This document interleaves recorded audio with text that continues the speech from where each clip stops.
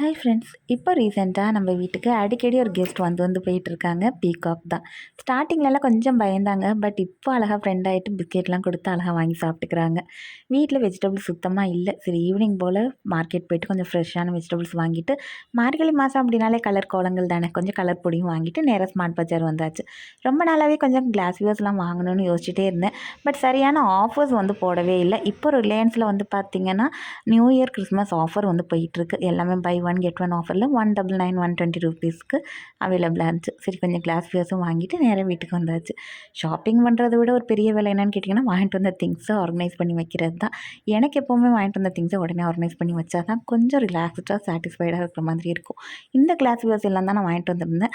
இந்த கிளாஸ் பாட்டிலோட ஒரு டம்ளருமே வரும். அப்புறம் 2 கிளாஸ் ஜார், 2 கிளாஸ் பாட்டில் வாங்கியிருந்தேன். எல்லாமே பை ஒன் கெட் ஒன் ஆஃபரில் தான் இருந்துச்சு.